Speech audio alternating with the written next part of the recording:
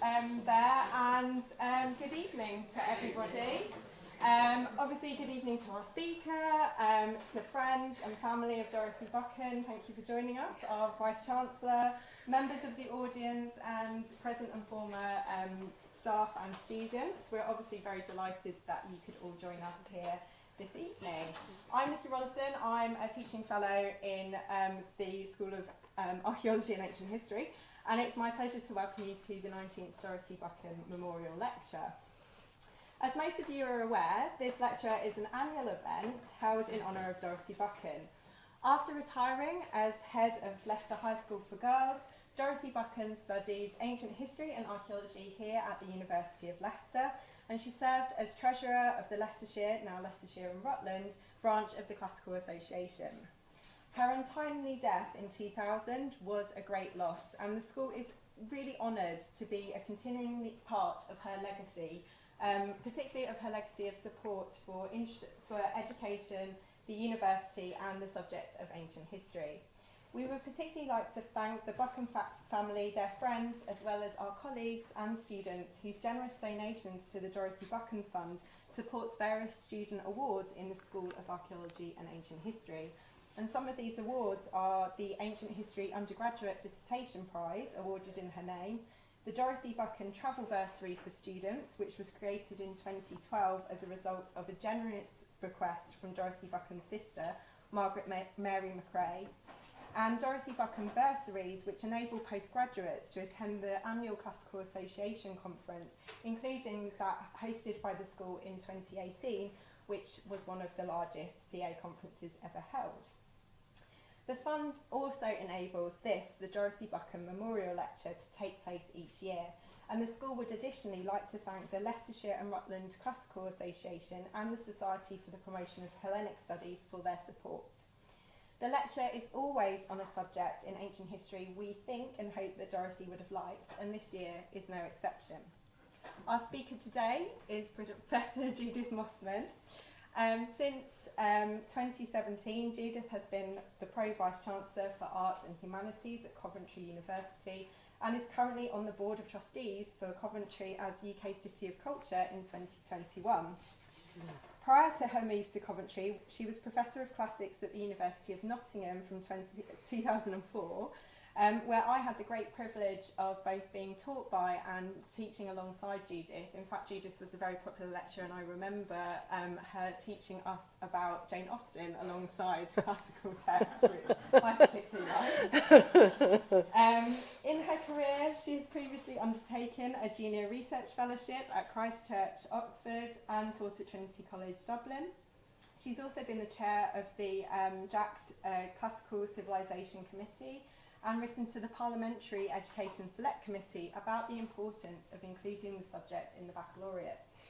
She is now the current president of the Society for the Promotion of Hellenic Studies. Judith is a world-renowned expert in Greek literature, producing translations and studies of Euripides' plays, particularly focusing on women's voices in the 5th century BCE Greek theatre. She is also one of, if not the leading experts on Plutarch, dealing especially with characterization within his works. Tonight, she'll discuss this with reference to Plutarch himself, with her talk entitled At Home in Chronia. Is that right? Yes, yeah, At Home in Chronia, Domestic Detail in Plutarch. Thank you. Thank you very much. Well, thank you very much indeed for that lovely introduction. Can I just check you can all hear me at the back? Excellent. Good. That's the spirit. Yes, I'm deeply honoured to be asked to give this lecture. I've always sort of seen the lineup in past years and been extremely impressed by the people that have come to do it. So I'm really very flattered to be here. I think somewhere my former ancient history tutor, Elizabeth Rawson, is looking down and raising an eyebrow because she did once describe me as not a natural ancient historian. So I think I should say at this point, as a sort of health warning, that what you're getting this evening is more historiography than actual hard ancient history. But if it helps to analyse Plutarch and examine his methods, then I think it might almost count, because Plutarch is an extremely important source for a great many things, not just social history, not just intellectual history, but also Hellenistic political history. And I think that Dorothy Buchan must have used him for her thesis on 4 Hellenistic queens. I'm probably only going to mention one actual Hellenistic queen, but I hope that nonetheless she would have been interested in this. I'm going to start by asking, what is domestic detail? And why would you incorporate it in a narrative? Well, I take the phrase to mean details which convey a sense of everyday life and the landscape of everyday life, both interior and exterior. Details which set the characters of the narrative in the scene of their daily lives. We're all familiar with narratives which include details of this nature, particularly novels. Take this example from the opening of Jane Eyre. A small breakfast room adjoined the drawing room. I slipped in there. It contained a bookcase. I soon possessed myself of a volume, taking care that it should be one stored with pictures. I mounted into the window seat. Gathering up my feet, I sat cross-legged like a Turk, and having drawn the red moreen curtain nearly close, I was shrined in double retirement. So poor little Jane in her rich aunt's horrible house slips into the window seat and pulls this very particular curtain around her. I'm not entirely sure what red moreen is, but I'm sure it's jolly expensive and mid-Victorian. And you can, I think you get an extraordinarily clear picture there of, in a very few words, of the opulent house where Jane is so unhappy, and you also get more about the character of Jane herself. She's studious, she's imaginative, she's isolated. And really the apogee, I think, of domestic detail in narrative has to be the 19th century novel. An abundance of domestic detail became characteristic, particularly of women's novels, in both Britain and America. Think Little Women, for example, or What Katie Did Next, a personal favourite of mine from when I was a child, Anne of Green Gables. All of these have very rich descriptions of interiors and decoration, and decor is very much the extension of the central personalities in the books. There are, in fact, plenty of ancient examples of this kind of thing as well, particularly the Odyssey. If you think back to the scene where Odysseus finds the cave of the Cyclops, the first thing you see about the Cyclops is his interior decoration, largely to do with cheese making, which it seems quite encouraging, except that when he actually turns up, of course, he likes a bit of human flesh with his cheese. But the pastoral sense with which the description invests the home of the Cyclops never completely goes away. And that sort of sets you up, really, for that rather sad moment when, having been blinded by Odysseus, Odysseus and his men sneak out of the great cave under the sheep, and put the poor Cyclops pats the ram, which, unbeknownst to him, has Odysseus hanging underneath, and says, "Well, you're moving a bit slowly today. You're sorry for your master." So the domesticity is there, even when we're talking about a massive one-eyed giant, which is quite surprising. Of course, Helen and Menelaus, you have a much more lavish setup, endless descriptions of furniture there, including some rather striking bits and bobs picked up in Egypt. It's almost too numerous to go through the Homeric examples, but I'm going to pause on one from the Oresteia. specifically from the libation bearers. Here, Aeschylus gives us Arrestees Nurse, trying to guess why the baby, Arrestees himself, is crying and speaking in sonorous verse of changing his nappies. A child still in its swaddling cannot say at all whether hunger or thirst or its bladder affects it, and children's young stomachs are a law unto themselves. I think we can all agree with that. Although I tried to divine these things in advance as laundress of the child's swaddling, I was, I think, frequently mistaken. So launderer and nurse had both the one duty. You don't expect nappies in Aeschylus. That's not his reputation. And of course, as I say, the language is sometimes very grand indeed. The bladder that Collard translates is, in fact, the Greek word leipsuria, which is sounds much better, really. Why have we got this? Well, it's just before we hear that Arrestees has murdered his mother, and it seems to be placed here very much to shake our perception of Clytemnestra as a maternal figure. The nurse actually says, I received the baby from his father, not from his mother. She did the hard work. She was doing the feeding. She was doing the washing. She was doing the nappy changing. Where was Clytemnestra in all this? That is a way in which Aeschylus can attempt, at least, to preserve the audience's sympathy for Arrestees when he murders Clytemnestra. It gets us all G'd up in advance, at least. You know, she's not a proper mother, so it's okay. It doesn't quite work out like that. But this is a very interesting, dramatic googly, bold to the audience by the dramatist. So there were many classical period models available to Plutarch of narratives which deployed domestic detail to sophisticated effect, especially where the detail of the domestic setting clearly contributes to characterization.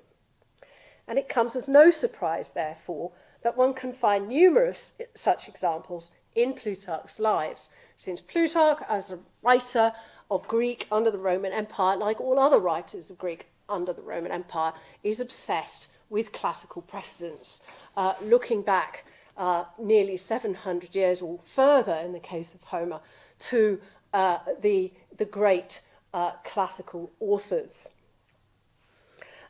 So take Antony chapter 1. First, right at the beginning, we're hearing about Antony's mother and his father, the orator Antonius. He was by no means rich, and for this reason his wife was inclined to restrain his philanthropic impulses, I bet. So when one of his friends came to ask him for money, he had none to offer. Instead, he ordered a young slave to fetch some water in a silver bowl, and when it arrived, he moistened his face as though he were about to shave. He then dismissed the slave on some other pretext, presented his friend with the bowl, and urged him to make what use he could of it. Later, when he saw that a thorough search was being made among the slaves and that his wife was angry and intended to interrogate them one by one, Antonius confessed what he had done and begged for forgiveness, having caused total havoc, which his wife was no doubt extremely annoyed about. Now, why have we got this here at the beginning? Funny little anecdote about a skyphos, and that is a skyphos in the background. Why do you begin the life like that? Well, liberality and being under a female thumb are two characteristics which Antony will share with his rather hapless father, and Plutarch brings this out beautifully at the beginning here. There's also a moment later on, which I'll mention later, which definitely looks back to this opening anecdote. I think there's another point worth making. This pair, Demetrius and Antony, very much play with generic enrichment, by which I mean they use comedy and tragedy and set up an interplay between the two to further the characterization of these two rather rambunctious heroes. This is an incident which is rather reminiscent of New Comedy, a farcical misunderstanding all revolving round a domestic object.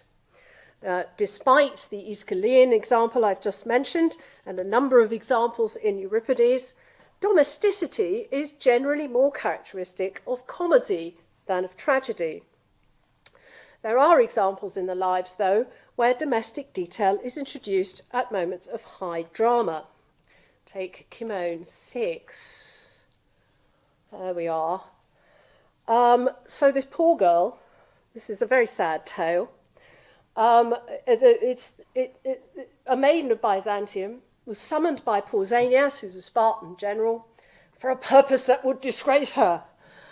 Her parents, influenced by constraint and fear, abandoned their daughter to her fate, and she, after requesting the attendants to remove the light, in darkness and silence, at length drew near the couch on which Pausanias was asleep. But she accidentally stumbled against the lamp holder, and I think it's obviously a big one like this, not a small tabletop lamp holder, but what you might call a standard lamp. And you can just see, if you fell over that in the dark, look at those legs, health and safety hazard, terrible. So there's this awful clatter, Pausanias, startled by the noise, drew the dagger which lay at his side with the idea that some enemy was upon him, and smote and felled the maiden, as Perrin's rather old-fashioned translation has it. Anyway, you'll be pleased to hear that in a sort of supernatural Me Too episode, she then haunts him aggressively all the way through Greece, and ultimately foretells his death when he visits a necromantia, a sort of place where you consult ghosts, and conjures up her spirit, she basically gets the last laugh. But there's a lot of tragic irony in this story, isn't there? She's had the light taken away because she's too embarrassed. Then she trips over the lamp, of all household objects, and that is what actually causes her death. Now, the same story is told by Plutarch elsewhere in On God's Slowness to Punish, as an example of God getting you in the end if you do something like this. And also confusingly, by Pausanias the geographer, another Pausanias much later. And we don't get any of the detail that we get in the life in Plutarch's other accounts of it. Pausanias has her dropping her lamp, no reason why she should drop it, she just dropped it, and thus disturbing Pausanias, who, conscious of his treason to Greece and therefore always nervous and fearful, jumped up then and struck the girl with his sword. Pausanias, not a nice man. But this version here, in the Kimon, by suggesting the lamp as part of the furnishing of the room, holds a lot more pathos. The girl has no lamp of her own, no resource. She's an innocent lamb to the slaughter in the dark room. And this haunting and foretelling his death is another interesting touch, which is slightly reminiscent of tragedy. Blind in life, in death, she gets to see everything, including the future. Now, there's other ironically appropriate furniture in Plutarch. This is part of the end of the Cato. Perhaps inevitably, the death of Cato, which is an extremely famous Roman moment, gets a very, very long, full treatment, very wonderful passage in Plutarch. It's much too long, sadly, to quote here. His long death scene takes place in a fairly fully described room, actually.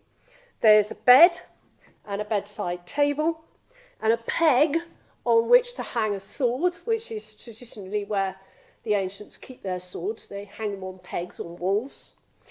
And at least one book, Plato's Phaedo, which Cato reads and rereads during his last night. And there is also this thing called a geometric abacus on the table by the bed.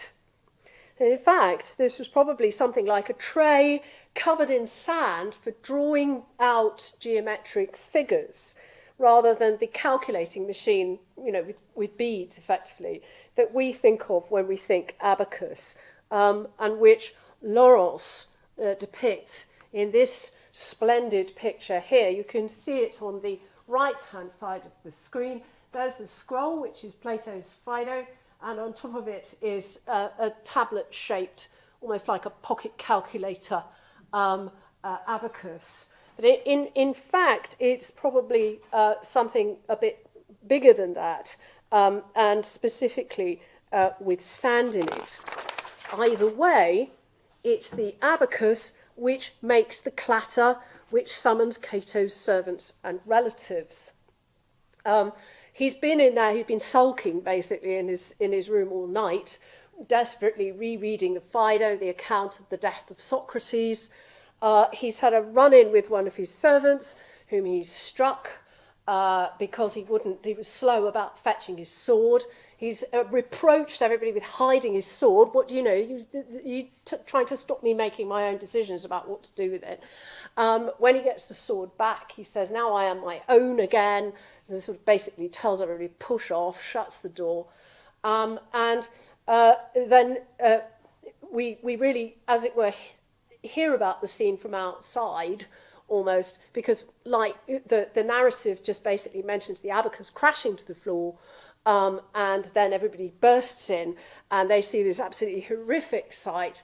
He's tried to eviscerate himself, but because his hand was injured by hitting the slave, it hasn't really worked, but his guts are actually sort of bulging out. So they get a doctor who sort of piles the guts back in and tries to sew them, but he's absolutely determined to die, so he rips the stitches apart. It's really unpleasant, and then dies eventually.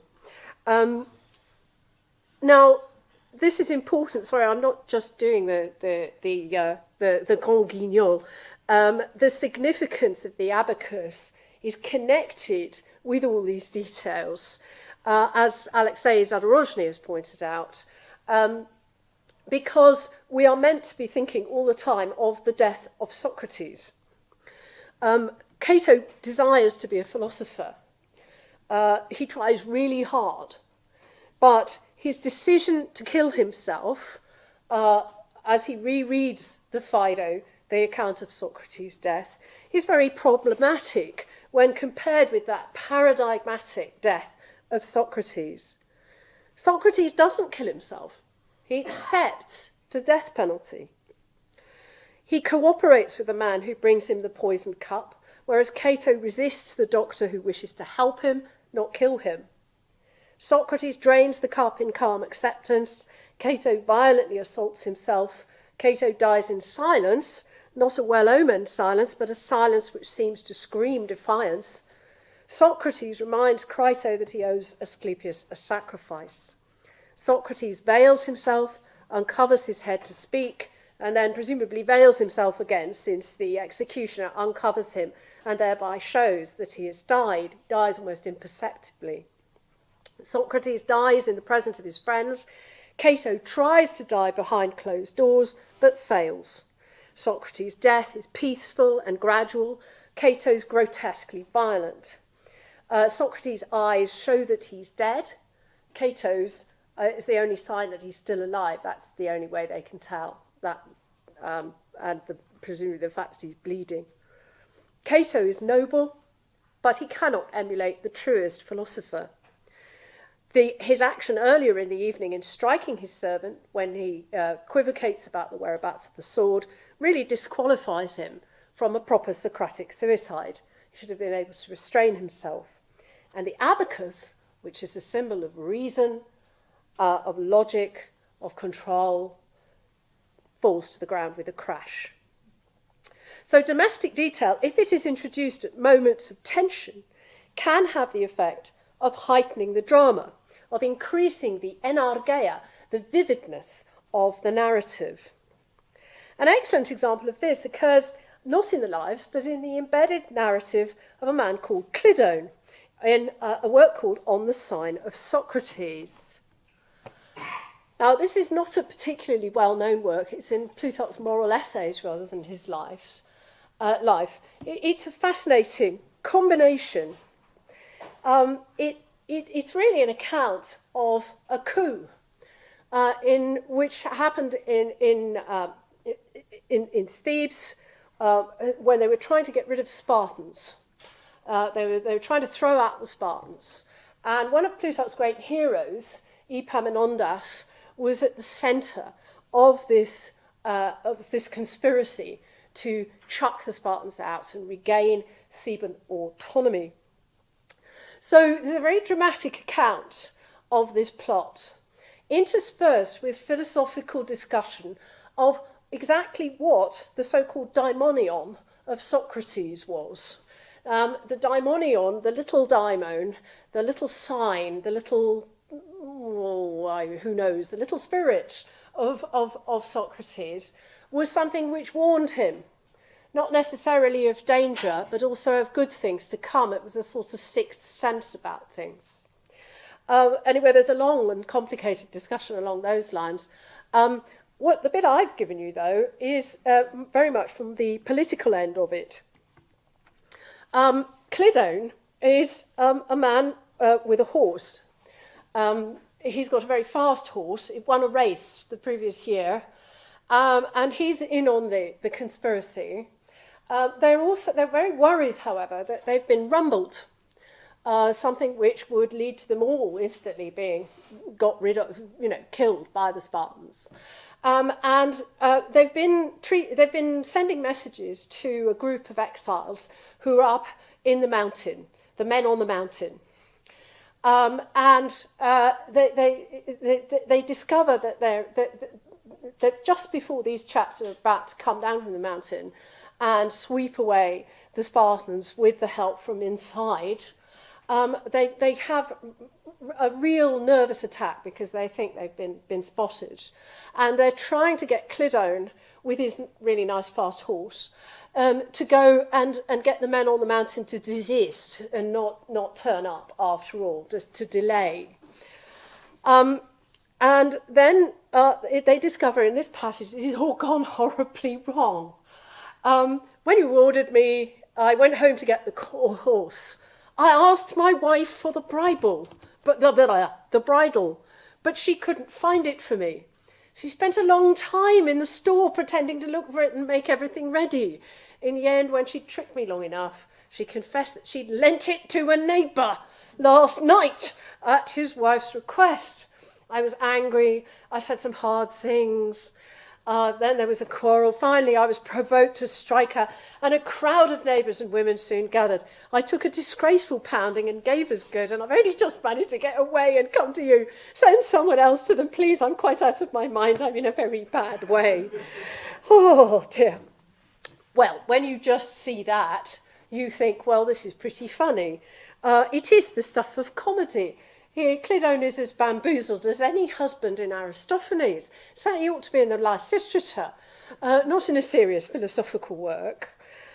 He's actually extremely feeble. I mean, okay, he's had a run-in with his neighbours, he's had a row. He says he's, quote, taken a pounding.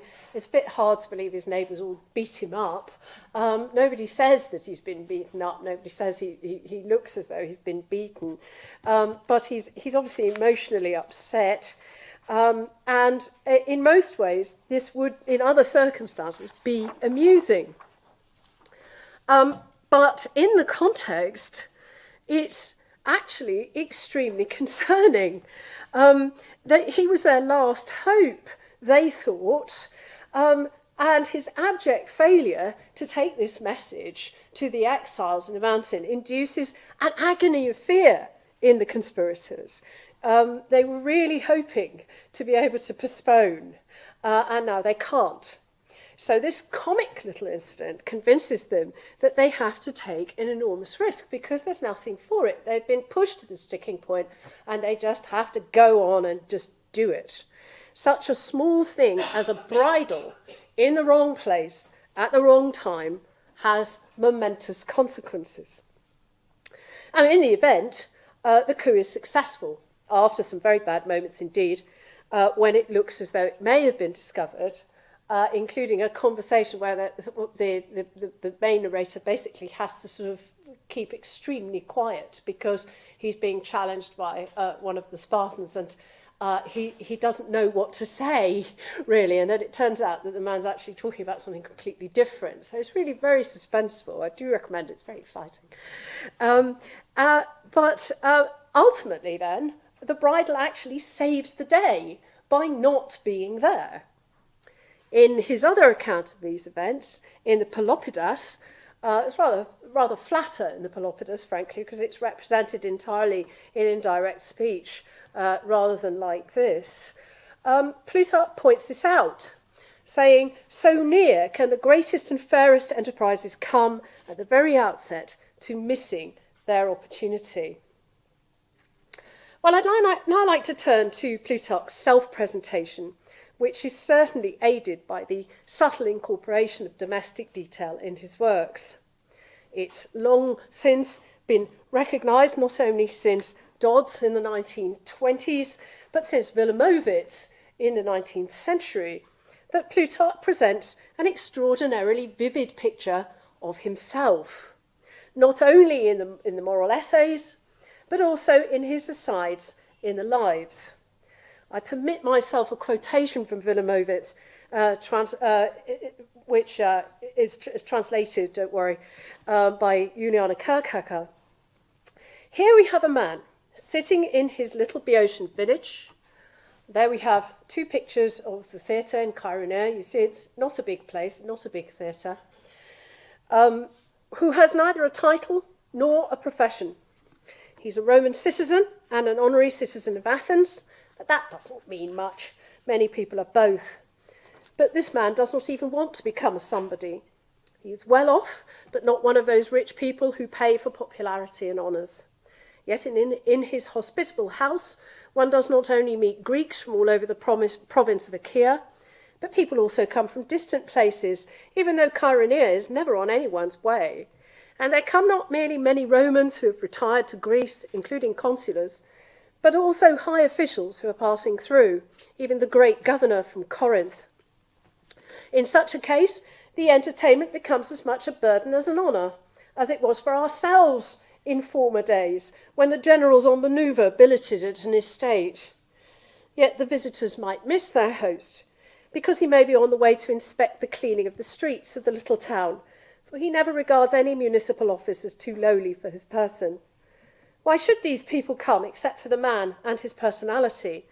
And the only place they can find him is his home.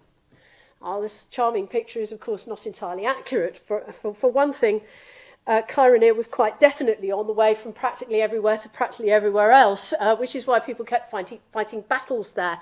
It's on the way from north to south and from east to west in Greece. So Wilamowitz is exaggerating there. And there's clearly, we know also that Plutarch travelled internationally and undertook international diplomatic missions, not just street cleaning and looking at drains and things like that, although I'll come back to the drain issue. But obviously also there's some self-projection. Wilamowitz came from an aristocratic family. He was a Prussian Junker, in fact, and the generals on manoeuvre are Prussian generals in the 19th century. The estates are Prussian estates. It's very easy and tempting, I think, or has been over the centuries, for people to project themselves onto Plutarch. One reason why he's always been more popular with non-scholars than with scholars. I remember my old boss at Trinity College Dublin, John Dillon, who came from an Irish aristocratic family, saying that Plutarch was basically a squireen. Sort of minor Irish aristocracy. And his account of Kaironeia, as I hope to show, makes it terribly easy for one to see him as a sort of friend, to see him as a bit like us, someone we'd really like to go and stay with. Domestic detail of one kind or another greatly assists this. Now, the street cleaning and drains and so on is an allusion to the precepts of government. He has a lovely classical example, Epaminondas again, his favourite person, basically. Not only the office that proves the man that proves the office, and he raised the telearche to a position of splendour and dignity, whereas previously it had been nothing but a certain responsibility for the disposal of garbage and the diversion of watercourses. Visitors no doubt laugh at me when they see me, as they do, engaged in such matters in public. When they reproach me with personally supervising the checking of tiles and the delivery of cement or stones, I reply, well, I'm not building this for myself, but for the city. And I think that is rather a nice touch. Plutarch there builds himself a homespun character, quite literally out of bricks and mortar. Naturally, the distinguished historical precedent is there, but the vignette of daily life in a pleasant small town persists. We have other insights into Plutarch's knowledge of Chaeronea and its past. His account of the haunted bathhouse at the start of the Kimon is a case in point. In terms of Plutarch's household, he introduces his own practice as a contrast to that of the elder Cato. The elder Cato, an unendearing sort of person who was very in favour of using slaves and animals up and then flogging them off, if he could, for a few pence. Plutarch gets extremely cross about this. This is just part of really quite a long rant about how really irritating it is that Cato does this and what a mark of small-mindedness it is. A mark of a thoroughly ungenerous nature. A kindly man will take good care of his horses, even when they're worn out in his service, and will look after his dogs, not only when they're puppies, but when they need special attention in their old age. Again, it's very easy to imagine Plutarchan puppies growing old and being nicely looked after. He goes on to supply various examples of kindness to animals, all significantly, I think, from Greek history, not Roman history, before concluding, for my part, I would not sell even my draft ox simply because of his age, far less turn out an old man from the home and the way of life to which he has grown accustomed for the sake of a few paltry coins, especially since he would be of no more use to the buyer than he was to the seller. Well, of course, we will never know whether Plutarch was really a nice, cuddly sort of person or not, but he does present himself as such, not in the abstract, but in direct contrast to Cato's small-minded cruelty. And generally, in the Lives and the Moralia, how one runs one's household reveals a good deal about one's character. There are a couple of anecdotes from a friend of Plutarch's grandfather, Lamprias, Philotas, another doctor, in the Antony. He talks at 28 about the lavishness of the catering. There was constantly dinner being cooked in Antony and Cleopatra's palace. There's our Hellenistic queen.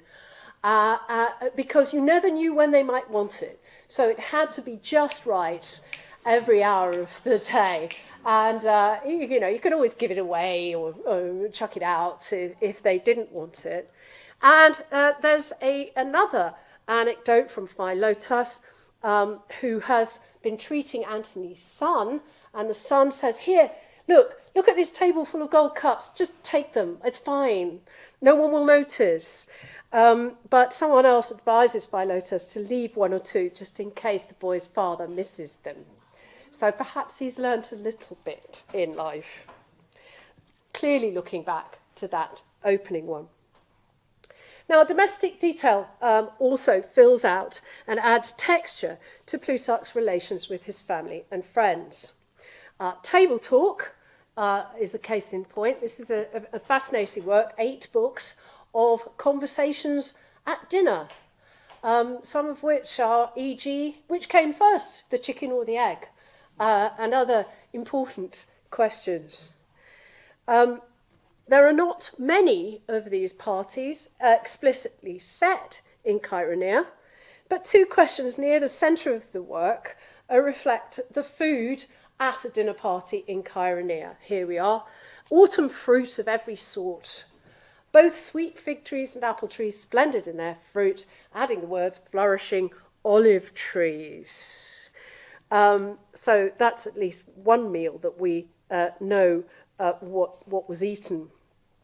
It's actually a typical move in this work to shift from the actual fruit or wine or cups or couches or garlands, the domestic detail, in effect, to a literary and to some extent philosophical discussion based around the actual object.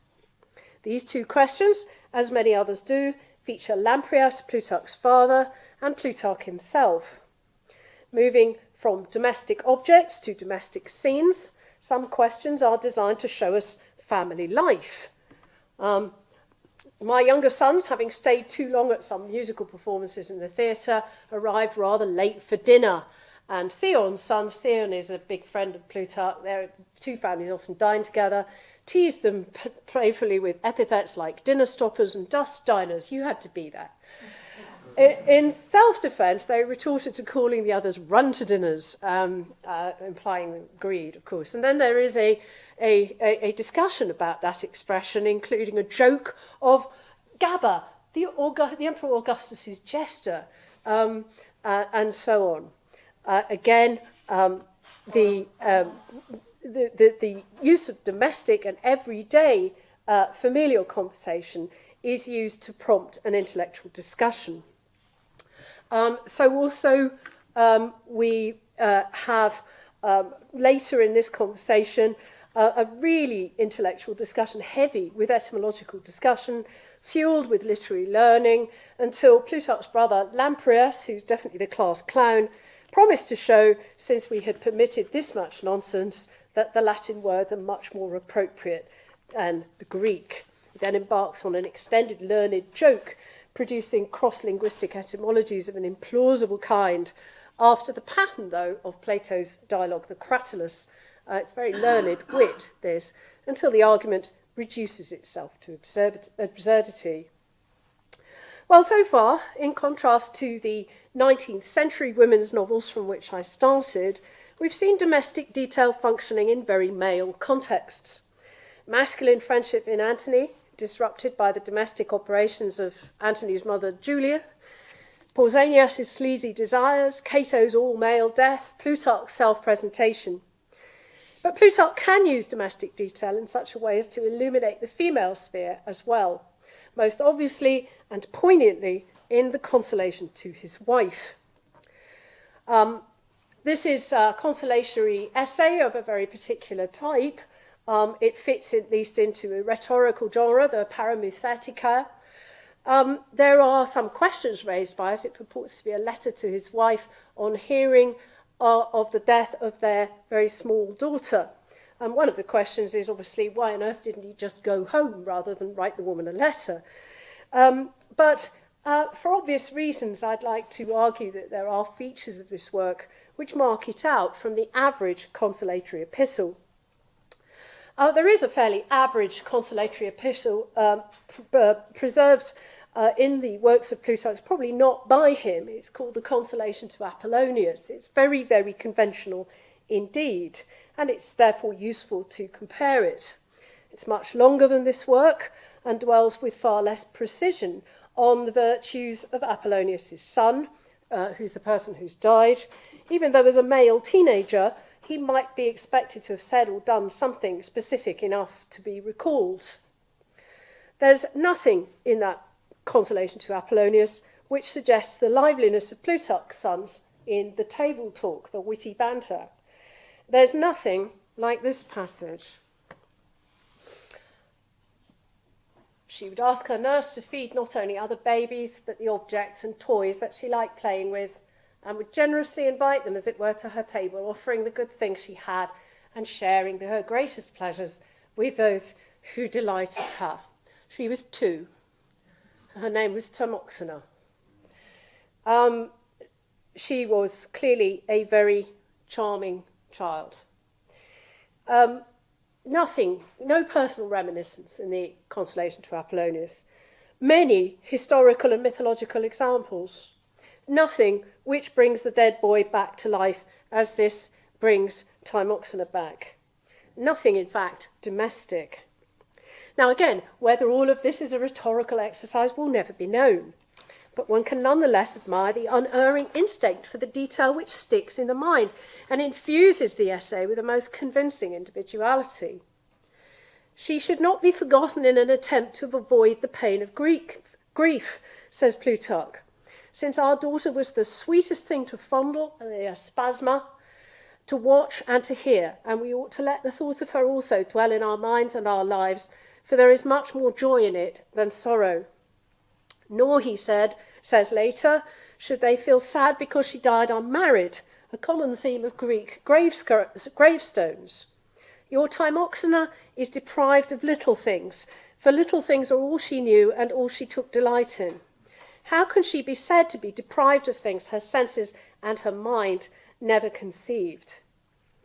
And one could contrast with this the long section on the same theme in the Consolation to Apollonius, where instead of this highly personal and concise reasoning, so we've got your Timoxena, that's the first time Plutarch uses the little girl's name, and of course directly addressed to his wife, her mother.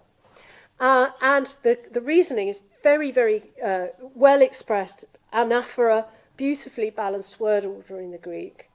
We've got endless appeals to the general lot of man, counterfactual arguments. If most people died at 20, dying at 15 would be perceived differently, and differently again if most people died at 200.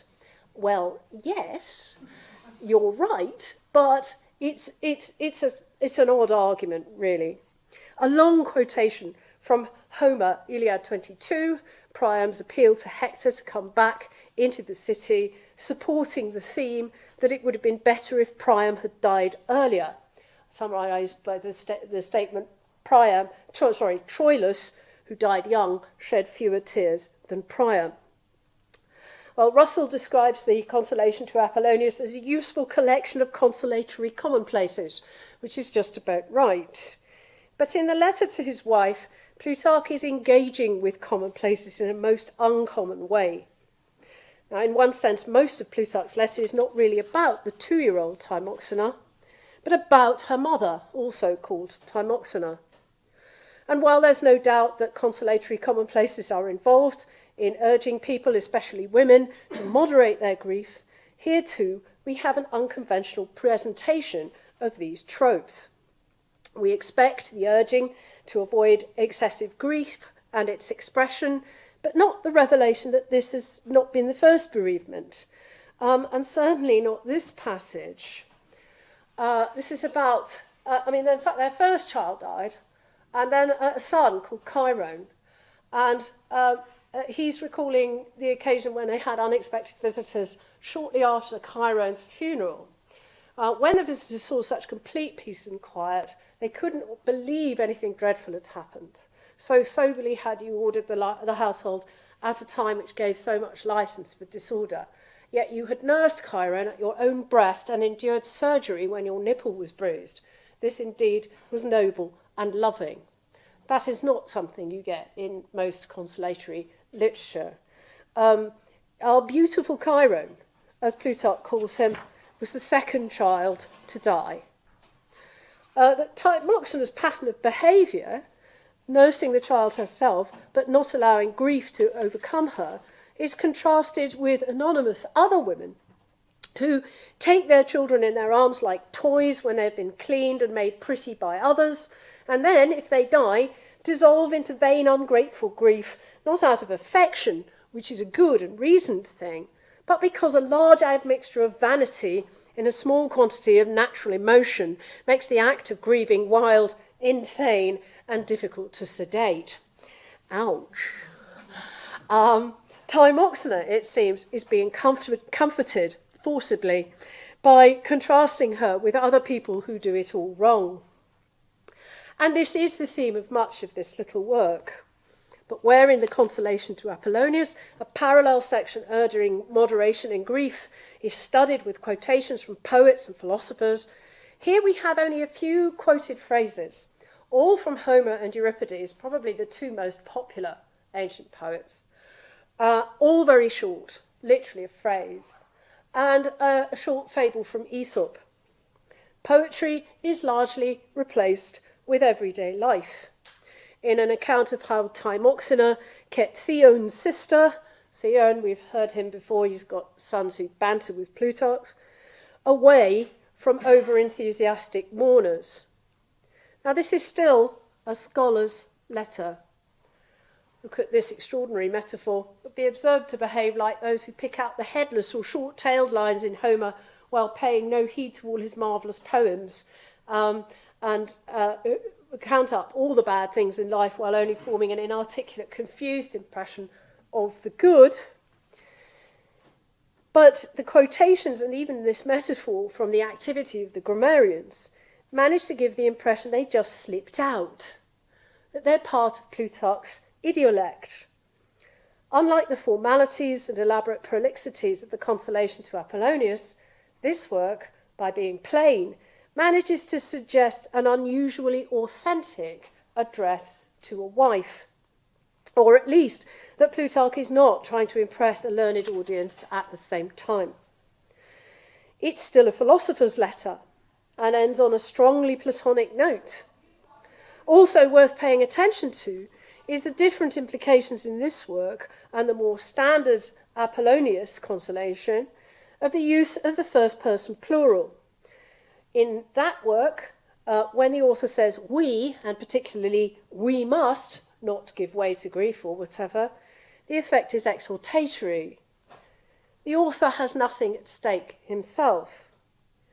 But in the consolation to his wife, when Plutarch says we and we must, or let us, he genuinely means himself as well as Timoxena. So when he closes by saying, let us fulfill our outward observances as the law directs, but keep our inner health even more pure and undefiled and chaste, he has sufficiently identified himself as a grieving parent that this becomes more than a platitude. And that he has done so is very largely achieved by cleaving to the domestic and employing the telling detail. So is Plutarch the only writer to have used domestic detail like this in the ancient world, to achieve a vividness so memorable and which is such a big factor in the enjoyment of reading him? Well, apart from Homer, I think he probably does represent the single best example from the texts which survive. The technique is related to his ability to create very vivid big scenes for the reader and his general facility for description.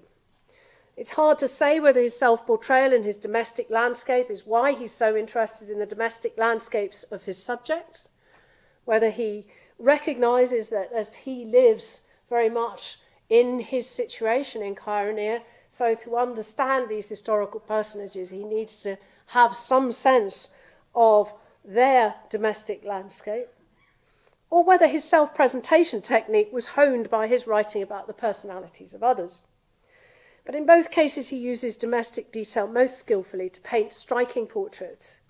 Just as in 18th century and earlier, painting the background to a portrait is calculated to say something important about the subject, so too in Plutarch. And so he makes us all at home in Chaeronea. Thank you.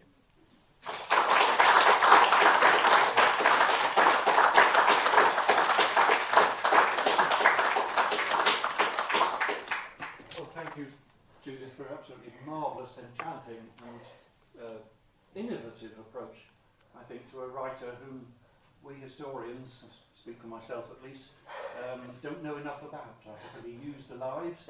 I've very rarely read many of the Moralia, and I'm now going to do so. It has really been enlightening. I think exemplary in the way that you've given close readings of specific examples. I mean, that is the way that history moves forward, and you may say it's historiography more than history, but that is, to me, part of what history should be about, is multiple voices. Plutarch's very good at multiple voices and multiple perspectives. It isn't just kings and battles and politics.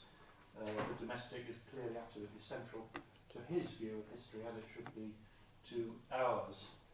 And I must say, Dorothy Buchan would have loved it. So thank you once more. Thank you very much. Thank you.